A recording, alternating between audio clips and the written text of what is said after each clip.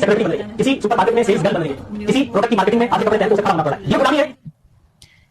इनकी बातें सुनकर मुझे अकबर इलाहाबादी का ये शेर याद आ गया। शायद ऐसे लोगों के लिए उन्होंने लिखा था। बेपर्दा नजर आई कल जो चंद बीबियां, अकबर जमीन में गैरत कौमी से गड़ गया। पूछा जो मैंने आपका पर्दा क्या हुआ, कहने लगी कि अक्ल पे मर्दों के पड़ गया। ये ऐसी मर्द की अक्ल पे पर्दा पड़ गया। What? Bro, what are you talking about, man? मैं इस चीज़ के खिलाफ हूँ कि आप ये तासुर दें, आपसे मुराद मैं आपको भी as a figure of speech, कि एक औरत जो घर में काम करती है, किचन में काम करती है, तो वो गुलाम है, और वो रेस्टोरेंट के किचन में काम करती है तो वो आज़ाद है। मुझे जो मसला होता है दो चीज़ों से है। एक तो ये है कि दुनिया में एक सिस्टम अगर आ गया है कि औरतें मर्द दोनों काम करें और उसके पीछे कोई भी वजह औरत की आज़ादी नहीं थी, बात ज़हन में रखें। ये दूसरी जंग अजीम अगर ना होती, वहाँ पे औरत को ये आज़ादी नहीं मिलनी थी। ये तो बिलियंस के हिसाब से जब मर्द मारे गए, इनकैपेसिटेट हुए, माजूर हुए, सफरेज की मूवमेंट तो पहले भी चल रही थी ना, जो औरतें आज़ादी मांग रही थी। ये तो बाद में इंडस्ट्री वालों ने सोचा कि यार वो जो औरतें आज़ादी मांग रहे हैं, चलो उनको आज़ाद करते हैं, आज़ादी मिल गई, चलो मजदूरी करते हैं उनसे। So please don't try to impress me कि ये आज़ादी है। When people sell that as a freedom, that's where the problem is. औरत काम खुद करना चाहे, मेरा मजहब जो कहता है करे, पैसे भी खुद रखे, मुझे उससे क्या मसला हो सकता है? भाई मैं इसके खिलाफ नहीं हूँ, जो भी काम करना चाहती है वो काम करे, लेकिन उसको आज़ादी के नाम पे ना बेचे। मजदूरी आज़ादी नहीं हुआ करती है। ठीक है, आप उसको फ्रीडम का नाम ना दें तो आप इसके लिए कोई और एट्रीब्यूट यूज कर लें, आप एम्पावर कर लें।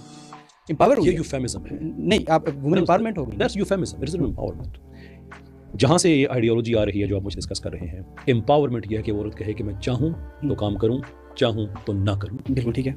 जब वो ये कहती है कि मैं काम ना करूँ तो मैं माशरे में पीछे रह जाऊँगी, मुझे स्टेट बेनिफिट्स पे जाना पड़ेगा, वो स्टेट बेनिफिट्स कितने मिलते हैं, मेरे गुजारा नहीं होगा, मुझे घर में कंट्रीब्यूशन करना पड़ेगा, देयरफॉर मुझे काम करना चाहिए।